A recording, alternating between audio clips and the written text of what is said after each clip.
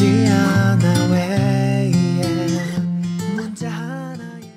you guys! First of all, I'm so sorry if it seems like I'm constantly ghosting you lately.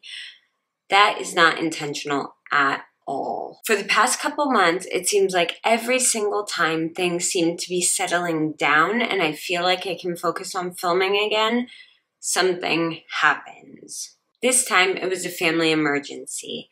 On the morning of April 1st, I woke up to a message from a family friend that my dad is in the hospital with 4 broken ribs. Now, my dad is in his 70s with several other medical conditions and health problems, so this is a huge problem. Like, this is not like a little thing. Our friend that was with him is sick and can't be physically with him at the hospital or at his house.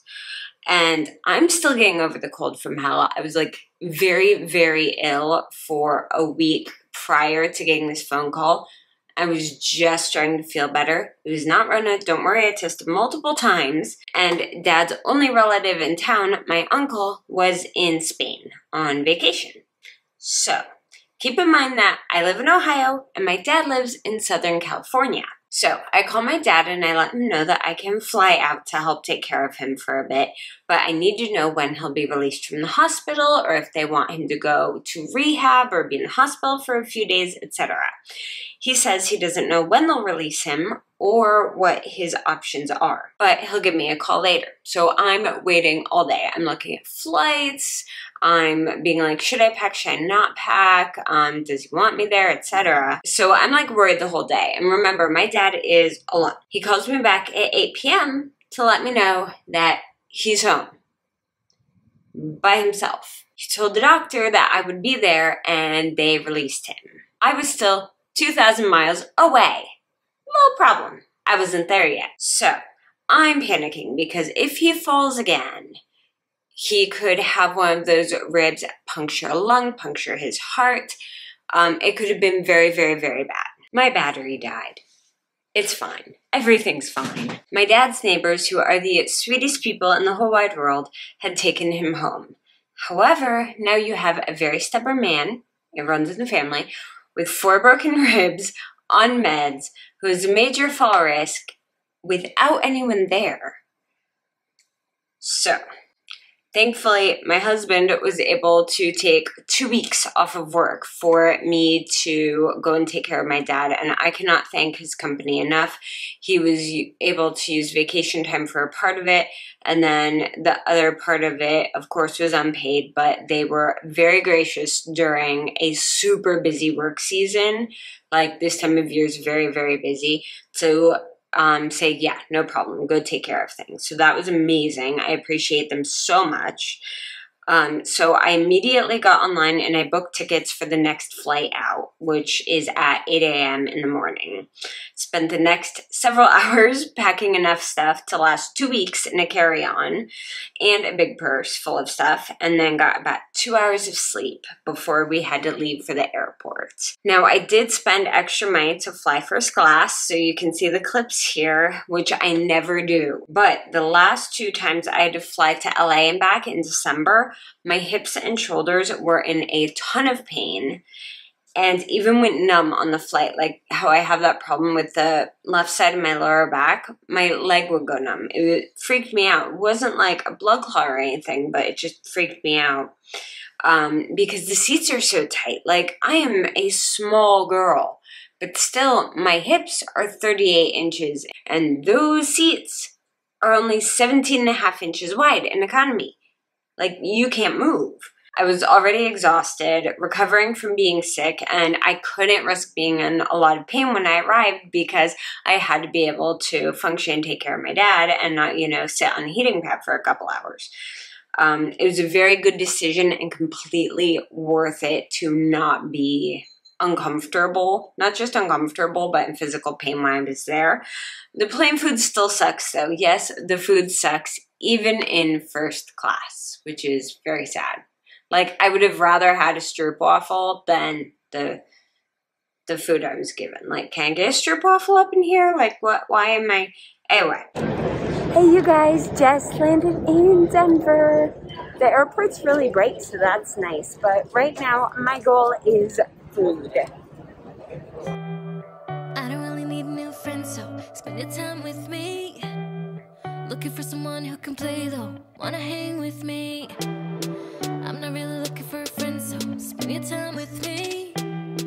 Looking for someone not afraid to give it all to me. Get next to me, get next to me. All that I want is to get next to you, get next to you. Not asking for much, but it feels like the two of us. Hey you guys, hopefully you can hear me. So the last you saw, I was grabbing that lunch. I would not recommend the Singapore rice noodles. They literally just sprinkled curry powder on the noodles. It wasn't a sauce. It wasn't edible. Like, I hate wasting food, but I just couldn't eat it. And normally, I'm not a picky eater, but I'm just striking out left and right with food. So I looked at a couple other places, but in the end I decided not to get anything. If the lunch meal on the plane sucks, then I can get food at my dad's house. So I'm in Denver right now. I have about an hour until my flight boards. I have coffee, and even though I've barely been talking all day, I can hear it. I think I'm getting laryngitis again, which is great. So yeah, we'll see how this goes. I also grabbed some Sour Patch and peanut M&Ms because they are the absolute best. And I got a tiny Colorado pin to go on my purse. Normally, I don't tend to buy like the touristy stuff from states, but I've been flying so much lately and going through so many new airports that I was like, why not? So I'm going to let you guys go. I'm going to head to my gate, and I'm going to start working on the schedule I'm making for my husband since he's taking care of all the kids stuff for the next 2 weeks. There's a lot that I keep in my head that he doesn't have on paper for him to follow, like sports tryouts, different clubs they're in, lessons, stuff like that. These are all for one kid, by the way. The rest of the kids don't do anything. They just do school. But one kid does like a ton of stuff. So I need to make a schedule for him so he knows that, so he knows when the dog has to go to the vet, all of that. So I'm going to get working on that so he has a schedule to go by, because he's not used to doing those routines. Like, he can handle dinner, baths, laundry, all of that. Like, he does that all the time. It's just the day-to-day getting kids to and from school and handling all the school stuff and the lessons and the running. He doesn't do that because he's at work. So I'm going to work on writing a schedule for him and give my voice a rest before it is gone completely. Before it is gone completely. This is going to be an interesting couple of weeks, you guys.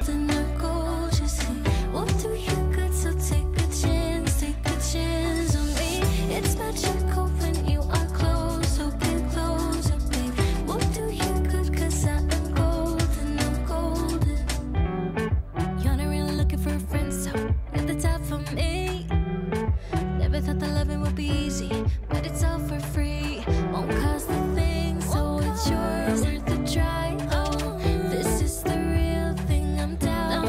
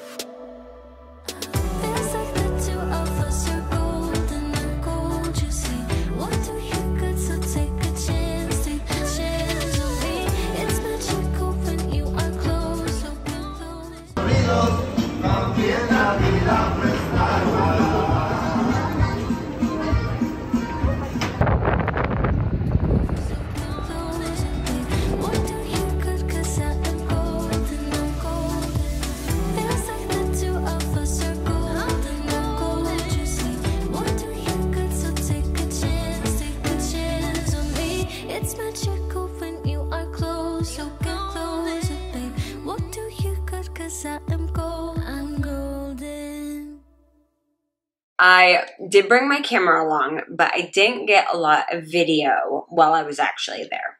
Mostly because I was so busy, but also, even after so many years of doing this, I do feel uncomfortable filming in front of other people. And what's weird is it's not in front of strangers. It's like in front of people that I know. I get very self-conscious. It's weird. I don't know why. Even though my dad was like, yeah, you can film, it's fine. I still like, I don't know. Anyway, so please enjoy all the pretty ocean and driving clips I got, and clips of the airport, and lots of driving, and lots of the ocean.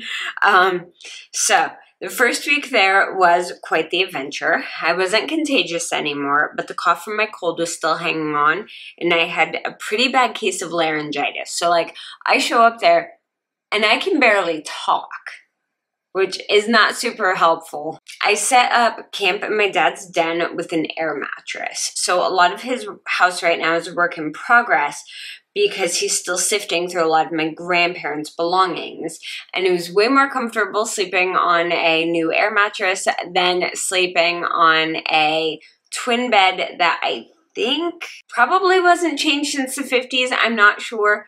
I do know those beds are rock hard though because I've slept on them before, and no bueno.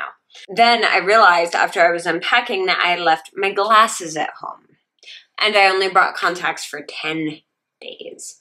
And my prescription was expired. So thank goodness for online contact renewal tests. I use my 800 contacts. If you're curious, obviously not sponsored because nobody sponsors me. I did their online contact test and they were able to ship the contacts to my house in 2 days. Well, my dad's house in 2 days, which was amazing. So basically, the whole theme of this trip was problem solving. From the minute I got that Instagram message to now, it's been almost a week since I left. It's been problem solving. The first week was a complete whirlwind. So Dad has some of the nicest neighbors ever. Like, I wish my neighbors were like this. His neighbors brought food. Like, one of his neighbors, their son-in-law made him homemade chicken noodle soup. Another neighbor brought us a pie, like so much stuff, so sweet. We had doctor and therapy appointments every single day for physical and occupational therapy. There was a ton of cleaning that needed done. We had to move furniture around so that my dad wouldn't trip on things. There's still too much furniture in that house, in my opinion, but you know, there's only so much you can do. Plus, we had to make sure that Dad was taking his meds, eating well, and generally getting some rest. I don't drive in LA, mainly because I don't want to drive my dad's car because it's a Lincoln and the thing is a boat. Like, I'm not good at like backing up in general. I do not want to play with that vehicle. And also because driving in new places gives me anxiety. I do not do well in driving with places that I'm not familiar with the roads. So we took a lot of Ubers. Here you go. This is it. Ooh, okay. See these pipes on the right? Yeah. Water and gas. Ooh. This isn't nerve-wracking. So you haven't been on this one before? No. And rough road and they mean it. Yeesh. Glad you're a slow, careful driver. You can tell how fresh the pavement is. Yeah. Wonder how often they have to repave this thing. Now the part on the slide, it was right around here, the Portuguese bend slide or whatever they call it. And these houses up here would slide off their foundations. Jeez. And so the insurance companies wouldn't insure them. Oh man. And you know, so the property values went down, but I don't know, there was a big thing with city lawsuits and all that stuff. So some people buy them, some people still live in them. They have probably engineers owning some of them, and they have them on foundations that move. with an ear group and stuff like that. And this is why, I hear why they didn't continue Crenshaw Boulevard all the way down, because they thought it was adding to, let's say, the slide and stuff. Oh, wow. Pretty neat, huh? Yeah, neat and slightly terrifying at the same time. Yeah, it's cool. It's definitely in geological books down here. That's so cool. Okay. So they just have constant movement through here. Constant movement, yeah. Wow. It's gotta be crazy to build a house out here. Yeah, really. Our family friend came by every Sunday to help get shopping and chores done. She helps my dad so much, and I really appreciate her. She did home health care for my grandma, and then her and my dad became good friends, and she helps him on the weekends, and probably one of the hardest working people I know. She is a sweetheart and awesome to hang out with, and there are very few people I can say that about. So by the end of the week, my dad was fed up with Ubers because he said they're very uncomfortable. Even when I got him the more comfortable Ubers, he was like, no, I can't do this. So on Monday, this is like skip forward a full week. This is after my first full week there. That Monday, he saw his orthopedic surgeon who gave him the go-ahead to drive, and also said he was healing remarkably considering the severity of his breaks. He's also on track still to get his hip replacement surgery, so depending on other situations, I may be flying out to LA again in a month, just for a couple days this time, though not 2 weeks. We can't do that again if he needs me to. So as soon as Dad could drive again, it was on. Pretty much everyone in my family does not like being stuck in one place. We like traveling, we like seeing places, and we don't like not being able to control where we go and when we go. And my dad rarely gets to see me. We only see each other once every few years. So between his physical and occupational therapy appointments and the plumber, did I mention that the sink got clogged up and we couldn't use it? And the dishwasher, because the dishwasher is connected to the kitchen sink. Yeah, I was washing dishes in the bathroom sink for part of the week. So at least I got my steps in going back and forth. Like, that works. Anyway, we ended up going lots of places where I could shop and Dad could just walk around and get some mild exercise because he needs to strengthen his legs a lot before his hip surgery and to prevent future falls. That's our big thing, is preventing him from falling again. As you can hear, I'm still having trouble with my voice. I don't know what's wrong, but if I talk too much, my vocal cords get like really irritated. I have no idea why. If anyone has a suggestion of what the heck might be going on, let me know. But anyway, we ended up going to the mall, to Daiso, to H Mart. Finally, oh my, I could move into that store. Tokyo Central, his tax lady, and several drives around the peninsula so that I could learn more about the area and get more familiar with it, because I'm going to be being there a lot more as I'm able to, and just, you know, it's where our family house is and things like that. Also, Dad's therapist all said it was very good for him to be going out and doing things, and physical exercise, especially walking, will help him heal faster. That's all good, as long as he was careful to not fall again. On my last couple days in town, I focused on getting his house as comfortable for him as he would let me, and also making sure he had everything he needed as far as like food, groceries, laundry done, stuff dusted, vacuumed, making sure he had a few orthopedic devices he needed for a few things, because like with his hip, he has trouble putting his socks on, so we got him a thing to help him put his socks on, and just a few things like that to make his life easier and more comfortable. Now, keep in mind, these 2 weeks, I was also helping to coordinate everyone's schedules back at home and plan Easter. So it was a lot of splitting my attention and trying to run 2 different households. Like, I was even talking to like teachers and tutors on the phone, being like, yeah, I'm 2,000 miles away right now, but let's try this.